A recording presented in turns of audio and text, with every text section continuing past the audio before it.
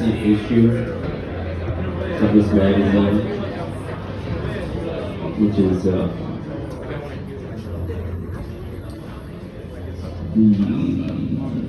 cause for the event.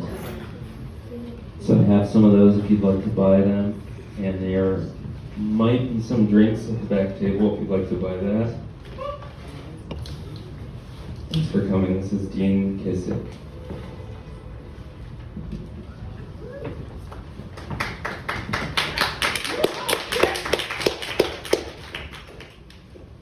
Thank you. Can you hear me? Yeah. Okay. You don't understand what I saw in the smoke. You'll never understand what I saw in the smoke. Okay. So I have a column every month, and my column was published yesterday, so I'm going to read yesterday's column. But I did something a bit different, and I wrote like some short fiction this time, and I did that mostly with the intention of reading it tonight at the launch of Adam's magazine. And we did an interview together, which is in the magazine. It's pretty good. It's 8,000 words long. We did it in Elizabeth Street Garden last summer. Okay. This is a story. It's about someone named Aurelie, and they're going to Sacred City. They're on their way on the road to Sacred City, and in Sacred City there's an entrance to the New Earth 3. I'm going to speak for 8 minutes, around 8 minutes. There was an old man, a wise old man from the university, but he might have lost his mind, who had stared into the smoke of the fire upstairs in the palace in Sacred City, had watched it for years, the smoke, more than a decade, each evening and night, waiting for someone. He had watched it so long and so dutifully until finally, eventually, one night, at last, a being had emerged there. A small, beautiful being had emerged. A beautiful being in the smoke, a small man, tiny man, a golden child with a soft furry cloak, a little monkey with a pipe had bounced up from the smoke over the room and out the window. Perhaps the old man, scholar, wasn't sure what he'd seen. It had been so quick, had burned so vividly just for that moment. This very short person dressed up as a monkey, a ghost they might have been, so naturally smaller than us. He could not remember. It was hard to remember in this city. He had thought the window had been shut. Aurelie had heard the story many times on her way to Sacred City, walled city in the hills. The old man had gone to the window and cried out after the being, the golden child. The old man had waited for so long for something to happen. It had happened so swiftly, and then they were gone, all gone. He kept watching the flames from the morning to the night. Everything in this realm finds meaning in the other. Everything has a higher purpose. There are patterns in the flames, he would say, crackles, thorns and flashes, quiet hollows into which the ash collapses. The flames are a language of their own, she was told, a new sort of verse. And what have you heard of the heavenly realm?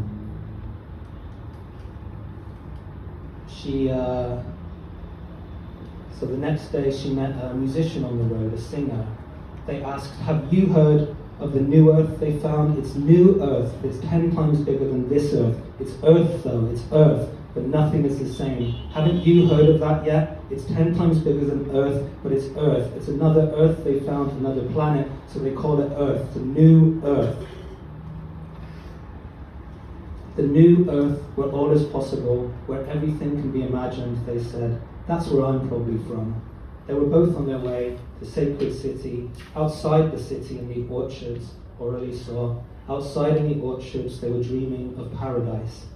In the meadows, reclined, lying down, in fields of golden thread, dreaming. Some of them were meditating together under the trees. Poets and artists, musicians, their lovers, young men and women of the court, emptying their minds under the mulberry trees, spinning dreams, while above them the silkworms wove, and at dusk the glowworms pinged in the long grass. They wanted to sleep, to dream of the new earth, how it might be. They sketched it, they wrote it in their notepads automatically. The way to the new earth, they said, was in Sacred City. There was an entrance in the palace, in the galleries built for the king. The king had flown with the cranes in the sky, flown over underwater cities sunken in the sea. As a boy, a prince, he had gone down into the caves to see the paintings there, paintings on the walls of the caves, and lit some small fires, had watched the painted animals and the old gods running, skipping in the firelight, while his servant carefully, gently, shaking with fear, strangled him with soft silken rope. He had made love to his stepbrothers, to his stepsisters too, and they had had their ways with him, and they had been the king. They told the court painter to watch and to paint. The king was the wealthiest person to have ever walked on this earth, this old earth, this tiresome dying earth. The king had touched the golden square, had watched men beheaded in far away places, watched them set themselves on fire and studied the flames. The king said, "There are no limits to what a man can want," and everything he got, he just wanted more. Every new sensation left him feeling less, and each morning the world was born smaller again, he thought, and everything in it more grey. He was very afraid. The holy colours were fading from the hills and the paintings on the walls of his halls, his dark chapels. There remained still some things in this world, said the king, that could not be bought, but there was nothing that could not be made. Not anymore, not today. No limits but the shapes and sizes of our heads, which might still then have holes drilled into them. The new earth would be large, much larger, he said. So Orly goes to the sacred city. Inside Sacred City, she walked directly to the palace, the galleries. She came with a new idea, she told the gods. She was expected. They left her alone there. Inside each of these chambers was another. Inside each chamber, another chamber, behind more folding screens, in the gloom, in the smoke, in the incense that was brought up the incense trail. The further in she went, the thicker the smoke, the more the world seemed to melt away, become less heavy, less binding, come loose from its ground. She continued. At the last paper screen, she could go no further.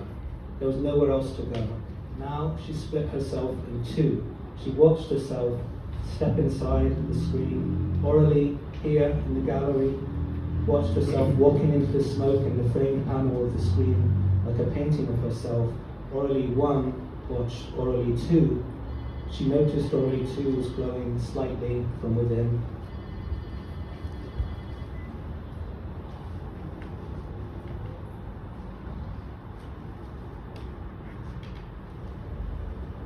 In some areas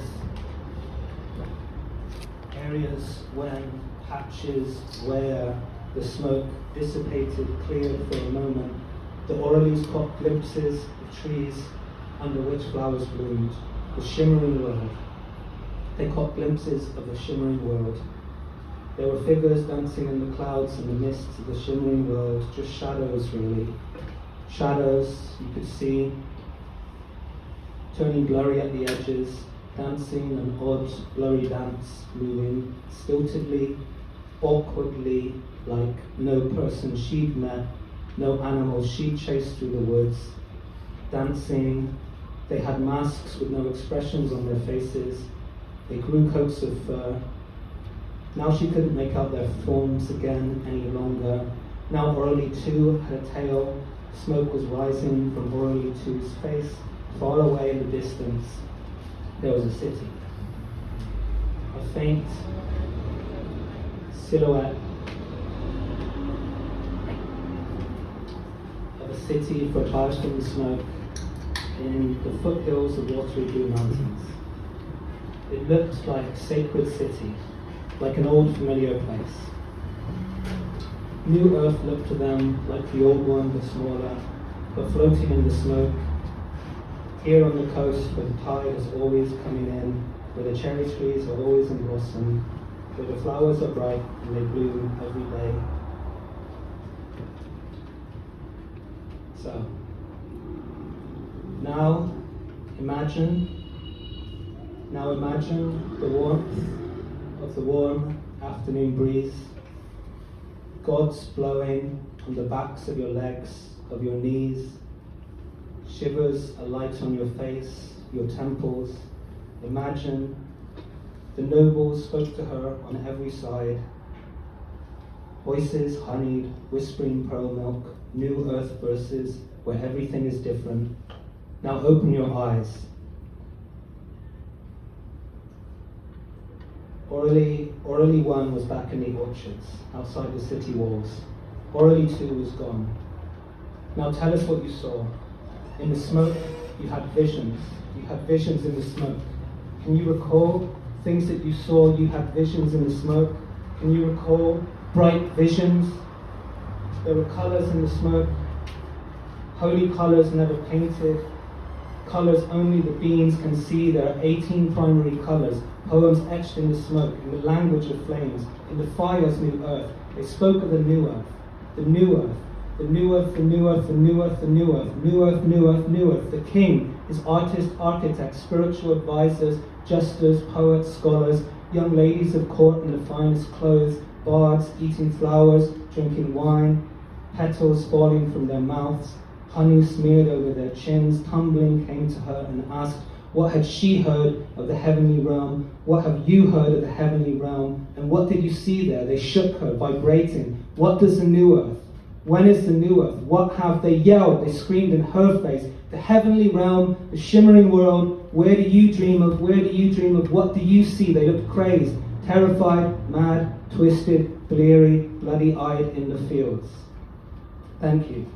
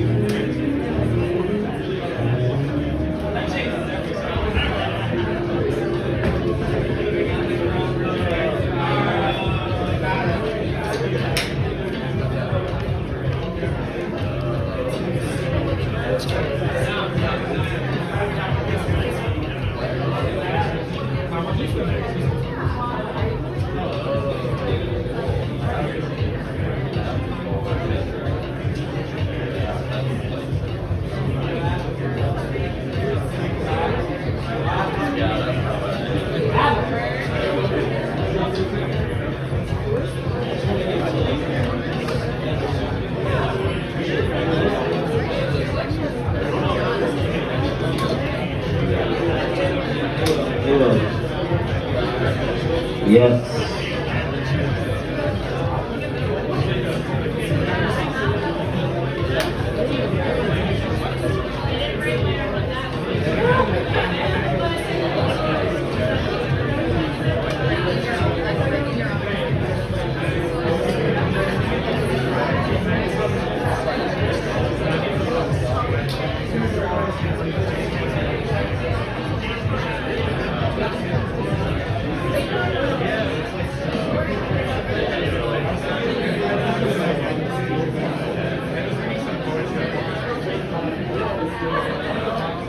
Thanks so much for coming out. Thank you.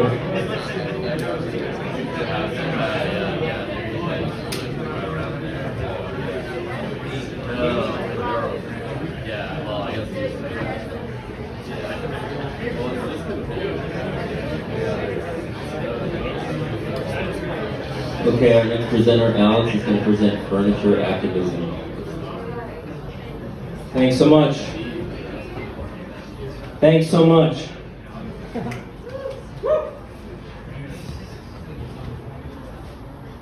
We wouldn't be here without you, but we also wouldn't be here without the advancement of science for revealing the harmful compounds found in our furniture and floors.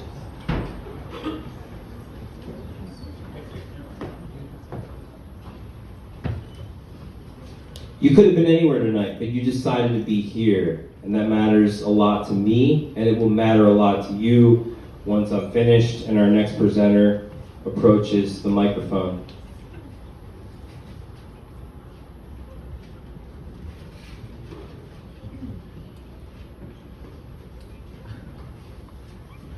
Our lives are spent in the company of objects. These are the objects we sit on, sleep on, cook our meals atop, and keep our belongings in. Pick it up. Since wood is the cheapest material to make these objects, that is the material they're often made of. Unfortunately, this wood is unsafe for us in every way possible. When I say we deserve this, I mean what I say. Because for too long, affordability alone has been the principal interest for the consumer. Yes, we pine away for the insurance we rightly deserve, never realizing, it's the wood that makes our furniture, causing us maladies. We deserve this. Quality of wood is determined by UGF standards, and these standards are currently unacceptable. This is not debatable. If nobody understands the current standard is well under what we should deserve, well, then go ahead and say that's the way things are. That's the way things are. That's the way things collapse. Affordability is important, but it's not essential. What's essential is our safety, wellness, health, and livelihood. And when we obsess over affordability, we alienate ourselves from the person within. We begin to think, there's some grand scheme in our favor, when in reality, we're being sold garbage that will only lead to our illness or demise. When thinking about affordability, try not to think about what you can afford. Think about the people you're supposed to care for. And that the furniture that surrounds us is full of toxic chemicals, poison. Our furniture is turning us against each other. When furnishing a new home, apartment, or anywhere else, most of us, I'm talking to a lot of you out there, we foolishly rush to the closest outlet store and buy whatever's affordable, whatever's there. That detrimental costs. It matters more later on. Can you look yourself in the mirror and say that it's good you hold the same standard that you do for your home furniture that you do for the state? Is the same chair you sit on to read your morning paper or pay your bills also in your home? Your furniture has caused a number of misfortunes, more than you can imagine. And your family should put you into group therapy or necessitate a caseworker for how you unbelievably carelessly have been with your choices. We've all been careless. We've been buying this trash forever. All of our furniture has been an accessory to our own illness and death. And that death cycle goes on and on and on. Pick it up. We need to accept that the blindness to our all-consuming pratfalls of decorating and furnishing our living spaces with useless, harmless materials is to our own detriment. This has gone on too long. It's not acceptable. We need low VOC, zero off-gassing, and 100% sustainable locally sourced wood for our cabinets and dressers. Yeah, these are the cabinets and dressers that should have no scent or off-gassing. We need organic cotton and triple organic latex insulation for our mattresses and pillows.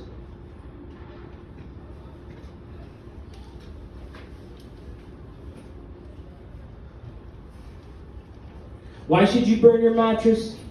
Because what you're sleeping on is obsolete. It isn't always easy at first. I'm aware there are some misguided people, individuals, some of which are in this room right now.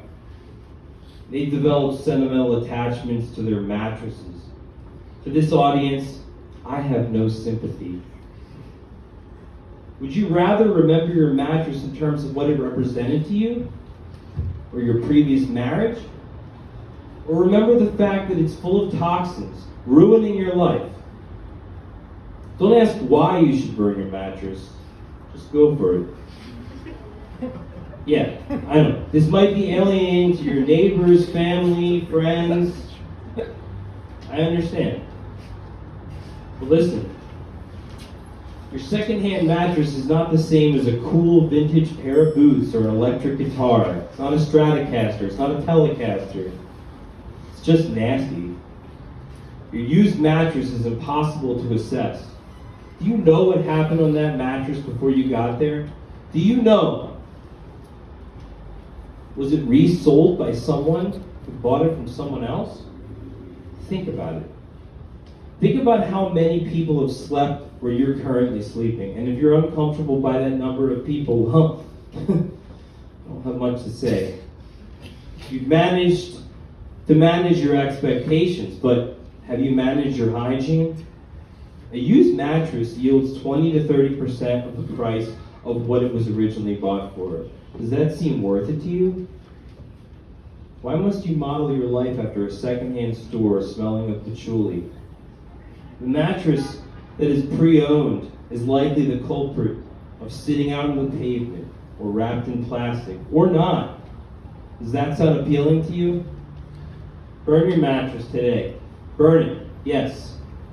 You may not feel it's necessary, but by the end of this, you will understand. And if you live with roommates or have children, find somewhere outside. I'm thinking parking lots, abandoned buildings.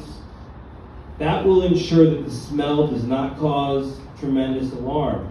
You should be used to the materials that are highly combustible. You've been sleeping on them this whole time. And monitor that mattress as it smolders. And take a moment to absorb the sheer wonderment of the flame. It is perfect because it cannot be controlled. Fire has been a common tool in rituals for cleaning and clearing spaces for a long time. Now, if you have children or a guest, make sure that those mattresses are burned, but be sure the children or guests are not present during the burning. It's too much to explain to children how they were put into an unsafe world by people like us.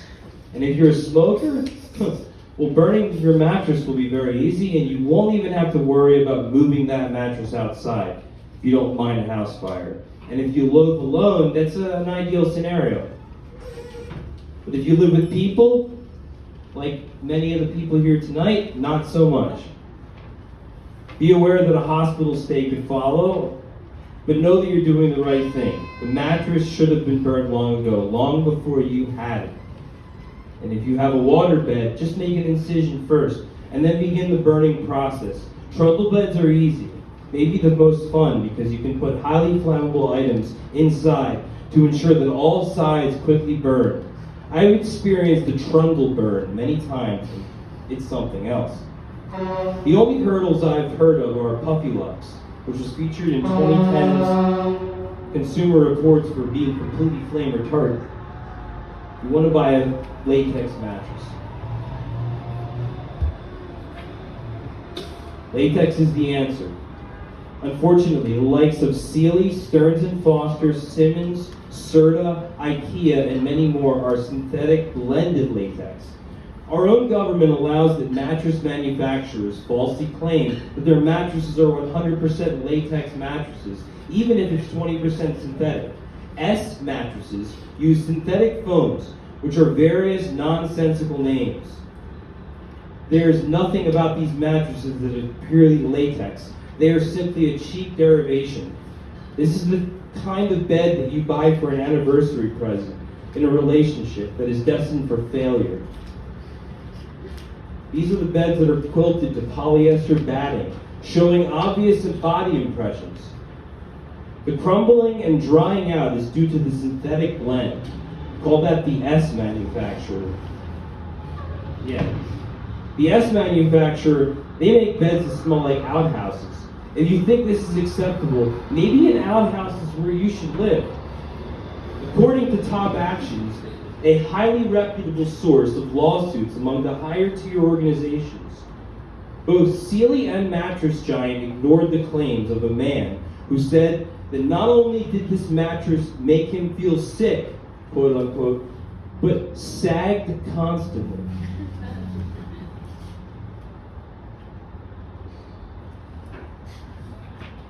Your 600 coil spring mattress bed is garbage. Set it on fire. You don't need a latex mattress. You need one that's 100% certified organic. Don't worry about the warranty or whether the mattress is flame retardant. Nothing lasts forever. If you have to go into debt in order to live like a civilized adult, so be it. Go into debt, go green, and let the rubber tree reign. You need a latex mattress, which will likely cost between $5,000 and $11,000. Buy your latex mattress from a manufacturer that is green and sustainable and ethnically locally sourced. Increasingly, the furniture market has been able to cater to more sustainable options, thankfully. The delivery of your furniture should be swift, timely, and comforting. White glove delivery entails that all of the furniture is assembled at your home for you, while you simply stand and watch. Overwhelming popularity for this delivery service has been made of late an industry standard, and trust me when I say you want it white glove. The white glove delivery should cost between $200 and $500. There is no latex mattress store within 200 miles of where you live, I guarantee. So buy one online from a vendor who will ship to you. This could potentially cost between $100 and $300. All told with tax. Expect to spend between $10,000 and $15,000 for your bed.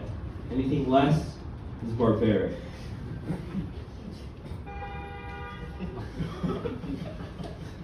So the sofa is the most attractive feature in any modern home, and more important than any dining room set, table, or chairs. A sofa is created for the guests to sit and absorb the ambiance you've created in your home. Even those of us without a proper living room can acknowledge how much more complete our lives could be without the addition of this highly necessary article of furniture. We often take for granted the importance of the fact that the sofa is the epicenter of our lives. Upholstered furniture produced before 2013 with the labels TV 117 California law have flame retardant chemicals. This is not the peace of mind we'd expect it to be. 2013 was a pivotal year, as even after the regulation was passed, most of the furniture included flame retardant chemicals. There was no oversight. Even worse, the fluorinated compounds in these upholstered furniture items were discovered to never break down in the environment, even in 30 to 50 years. So the older furniture is, as the materials break down, to transfer into the chemicals of the environment and increase limitless proportions of chemical emissions. An inherited sofa is likely causing 1 billion asthma cases worldwide, and nobody will do anything about it. How are we to learn? How is anyone to understand? Don't ever inherit a sofa from your family, friends, or anyone. Inherited sofas do not have any qualities whatsoever, including the fact that they're also free, which is misleading. They're not worthy of taking space in your lifestyle. If you do decide to inherit a sofa from your family, friends, expect very negative results. Yes, you will be sorry. So certain chairs have rights.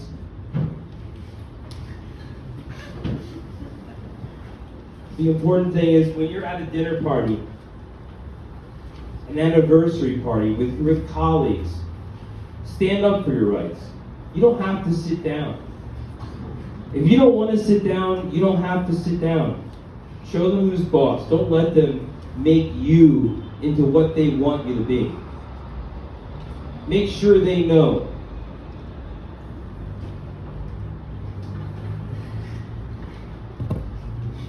And focus on how much more you can have by being yourself. You can't be yourself around people who don't accept you for who you truly are. You also can't accept yourself with people who are trying to poison you with their furniture. You have to make that clear. Say, I will not sit on your furniture now or ever. Sorry, Mr. Hampshire? Yeah. Sorry, big fan. So I recently purchased some ergonomic chairs. I'm listening. Huh? I'm listening. Okay. So I recently purchased some ergonomic chairs from IKEA, among them the Ascension Swivel. And, I'm familiar. really tall and really clean. Now, I know they have a low carbon footprint, and I'm proud of that, but do those chairs have rights? I'm going to say that use your own discretion. Okay. That's up to you. You need to weigh the pros and the cons out yourself.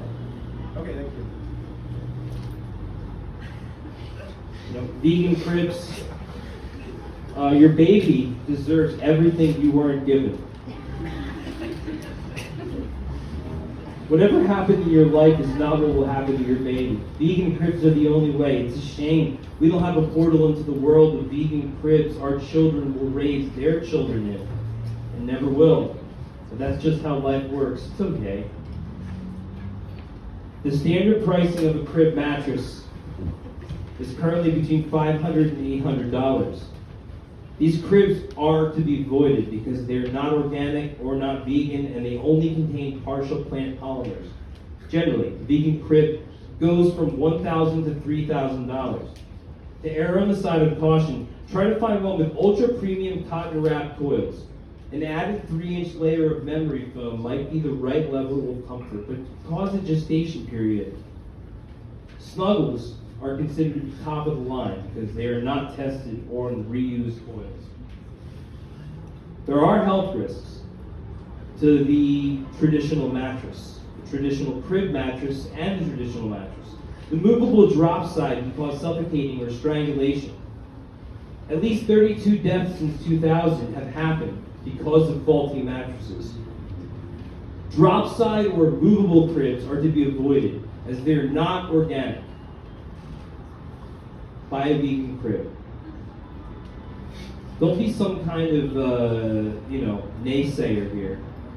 Because if you don't carry leather purses, and you don't wear leather boots, and you don't have a leather coat, and you don't wear fur, why would you buy your baby a non-vegan crib? It just doesn't work. One of the things we like to do with our chapter in the Midwest, we like to stage an in-store, which always works. What you want to do is you want to go in guns blazing. You want to wear something bright and colorful. You don't want to blend in. This is your chance. Show the big retailers what kind of scum they are, and show them that they were born to kill you with their high-pressure sales tactics.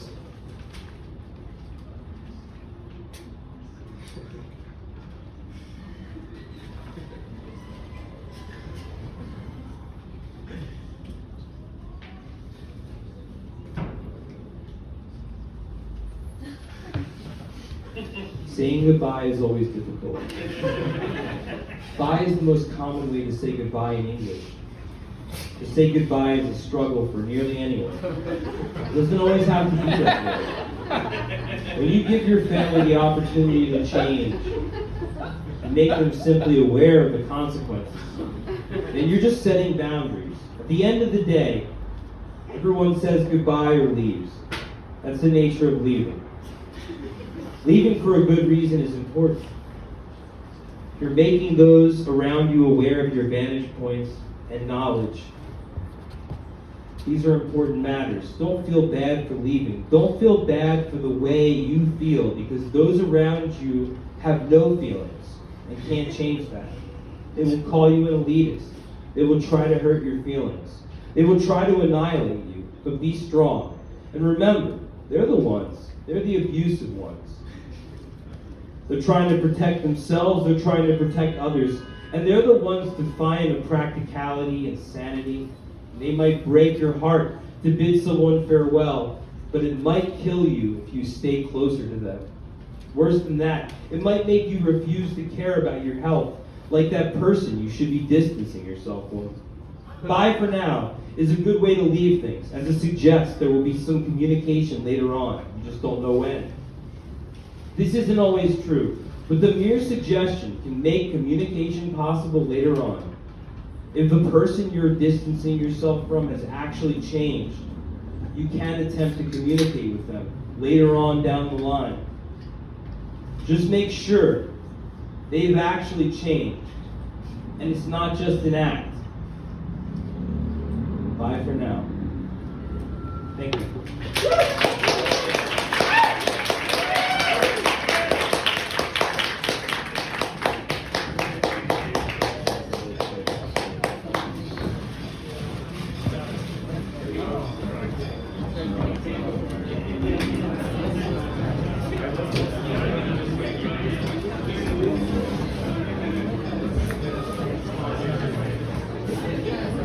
Next we have some more consumer advice.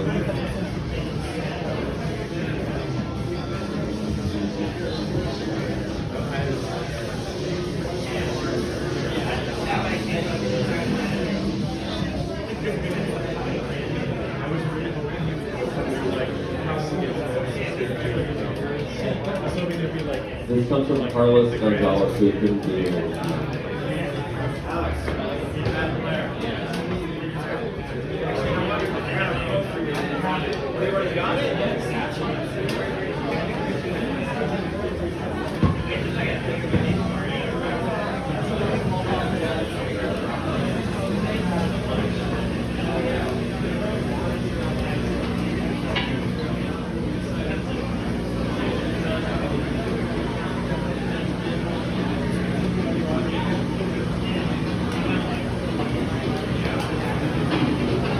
This used to be so monotonous. Gripping, clefting the text, framing the outward mobile units. I would have to copy, refrag, eliminate, and code for hours. It took up most of my day just unwinding the L mode. But the thing that you don't realize is that I'm not even really here. It may look like I'm coding, frigging, but I'm not. I'm actually with my good friend, L. Clump.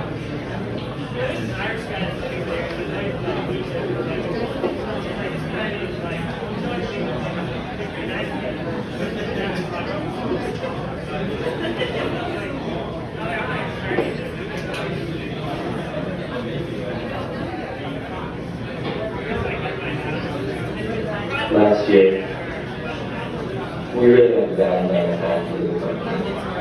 It was the 5th anniversary of Fox One, and the updates were from past periods and reviews. I didn't know how I was going to keep up with my responsibilities. I was just upset. But then a coworker recommended something really special.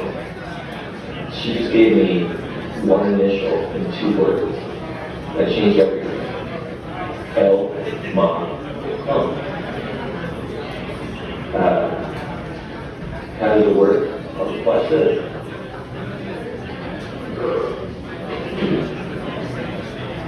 Basically, you're provided with this L-Ma clump producing case. It's a patented formula. You're going to want to gather some of it. Not too much, but not too little. Then you spread it. Slather it, really. On the starter strip. You just gotta let it do its thing. When enough of it dissolves, well, then you're in business. I don't really know how to explain the science of it, but it has a lot to do with like the idea of time being a clump, and you know, when L-Ma clump is sort of invoked at that point, time is going to move in a different way, and you're going to like it.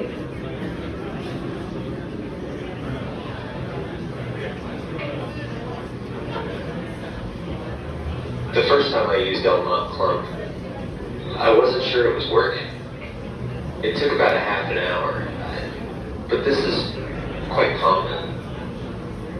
Be patient, follow through. You won't regret it. Eventually, when enough of the paste had been absorbed, I heard a rustling in the back room of my apartment. Was that you, L-Ma? I'd soon find out.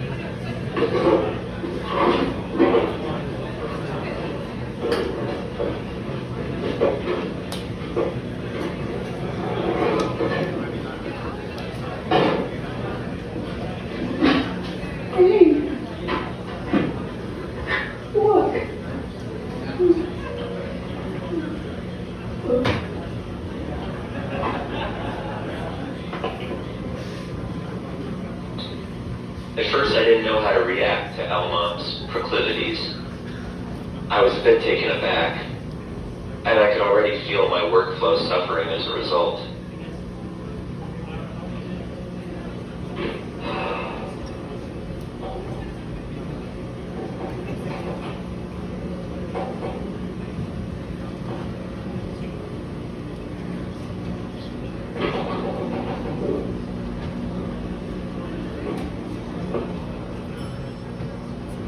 Meanwhile, in Clumpland, I recalled the advice that my coworkers had impressed on me.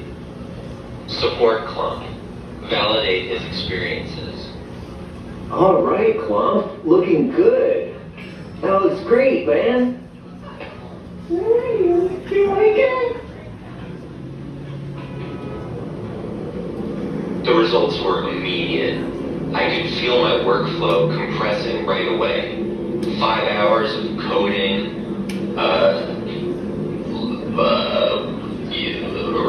typing. It all went by in a matter of seconds. That's when I realized L-Ma Clump and his crazy antics would be a foundational part of my day-to-day work experience.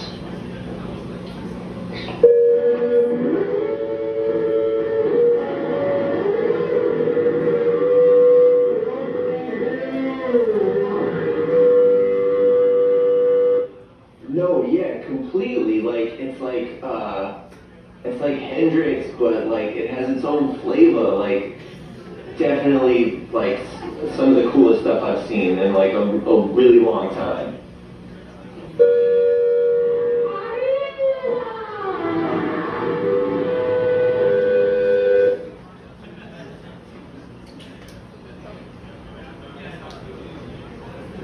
I bought these on eBay for $500.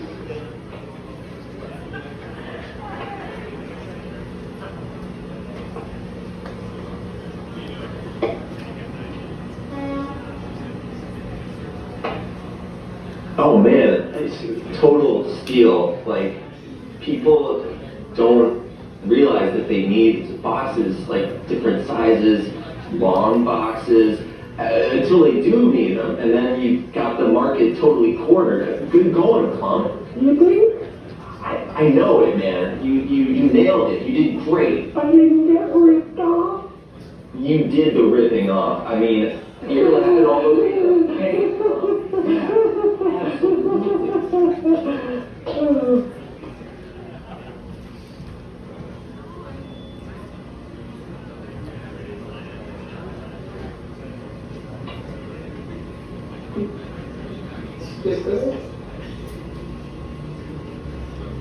Yeah.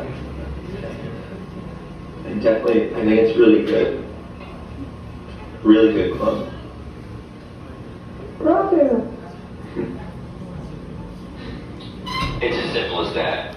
The more you encourage Clump, validate his lived experience, the more your time flow will constrict, allowing you more time to focus on things that really matter to you. It's clear. I'll never go back to life without Clump. And cut.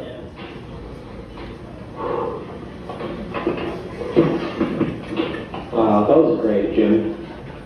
Thanks, man. Yeah, I don't really need to shoot anymore. Like, you really sold Clump. Like, that was amazing. Let me tell you something. No selling required. I'm all method. I'm a Clump user myself. Say what? That's him right now.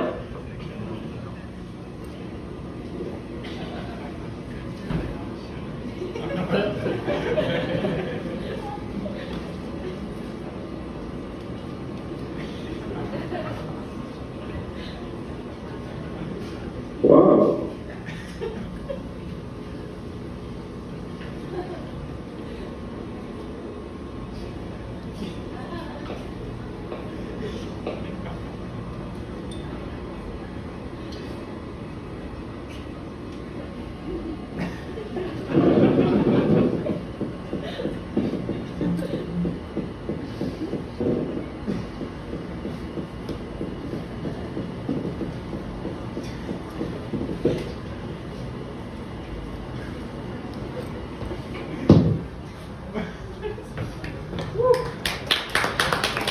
We're gonna have a really brief intermission and then 2 more.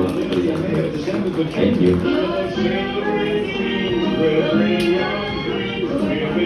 Like about 15 minutes. 15-minute intermission, thank you.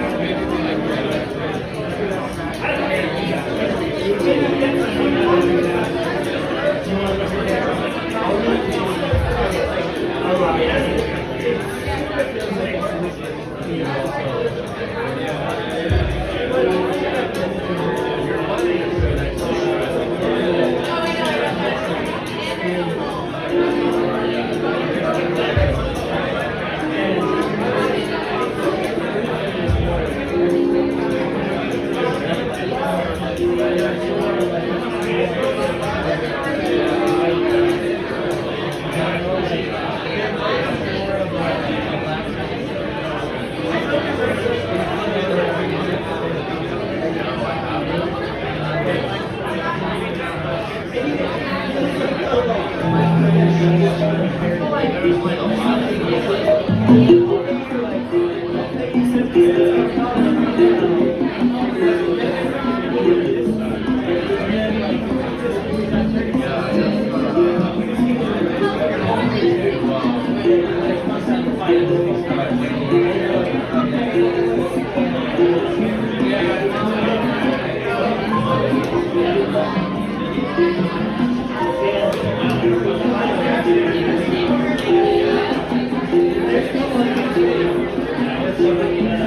you.